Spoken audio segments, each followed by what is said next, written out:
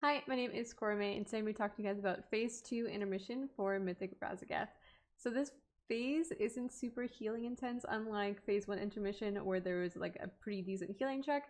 The healing here isn't that crazy. The main idea behind this phase is just dodging things, dodging breaths, balls, and CCing adds, making sure you have enough AoE damage, and just getting through it cleanly. There's not a whole lot of healing. The only big three like healing damage events that you have to worry about is Teleport 1, Teleport 2, and Teleport 3. So when you get over onto the platform, or you don't get over to a different platform, you stay on the same platform as Phase 2. There's 3 big ads that spawn. There's also little ads that you have to CC. Some of the first sets you have to kill, and the later sets you just CC to prevent them from running into the big ad. If they run into the big ad, then it heals them and causes them to do more damage, which is a lot of healing. There's also some just like light ticking AoE like healing that needs to be done the entire time, which I'll show you. Before we do that though, let me just show you like how much healing is basically required to get through the phase.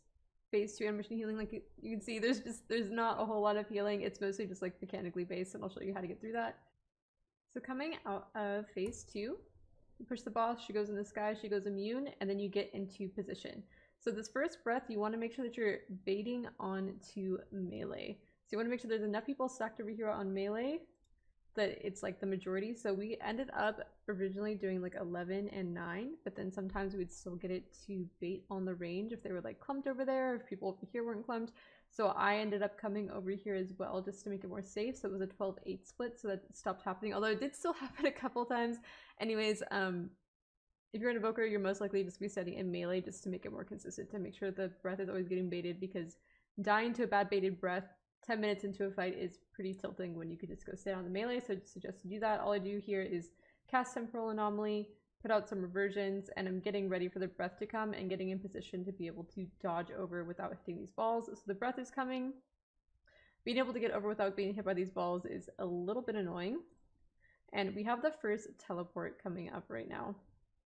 So here what happens is right before the teleport comes out, this would be a great time to cast Spirit Bloom, but it's always going to spawn swirlies right here. So you gotta wait for the swirlies to spawn, and then you can cast your Spirit Bloom for when the teleport goes off. The teleport goes off when the Storm Break cast finishes right here, so you're gonna finish here, see it finish here in about 0.3 seconds as it goes.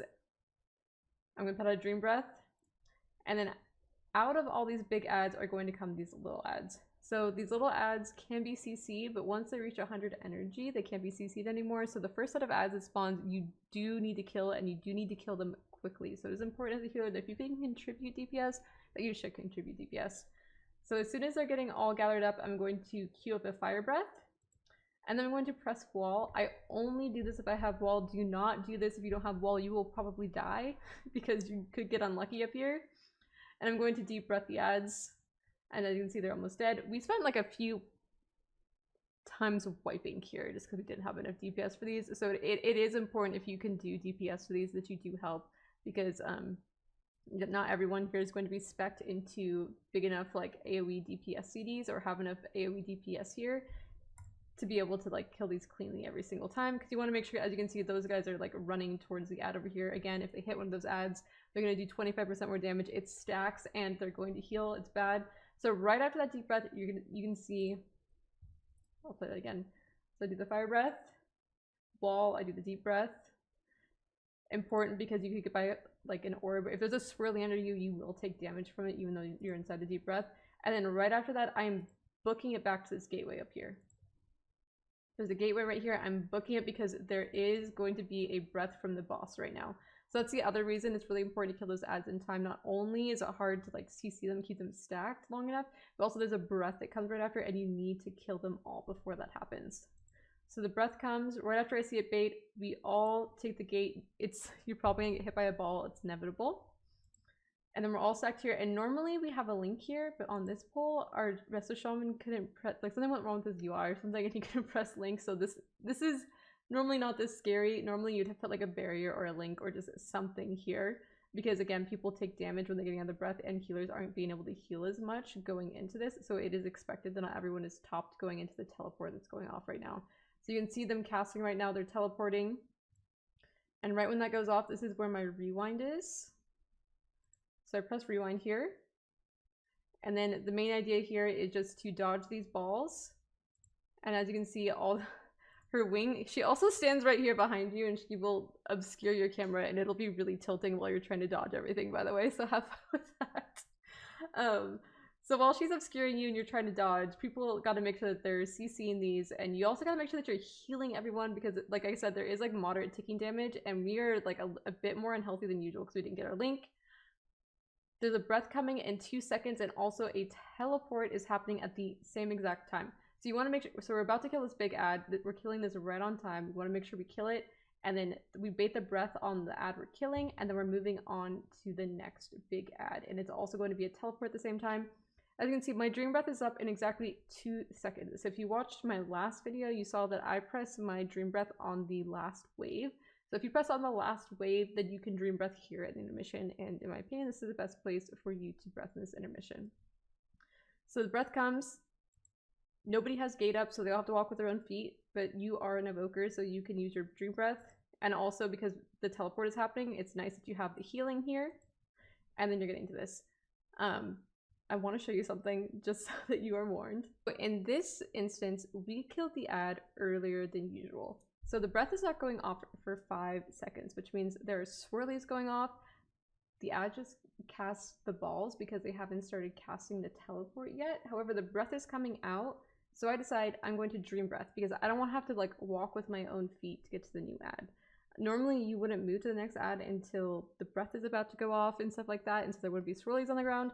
But if you do kind of like push it early or kill the ad early and decide to use your dream breath, this could happen to you, which is what happened to me, which is I just die in the air because I got hit by a ball and 2 swirlies while I was up in the air. As you can see, the breath is just now going off. So like it's fine that we move early because the breath is still getting baited behind us because it gets baited while we're moving. For the most part though, you usually won't get this timing. Back to our video. So now that we're here, I'm just gonna go back to where we were. We want to dream breath.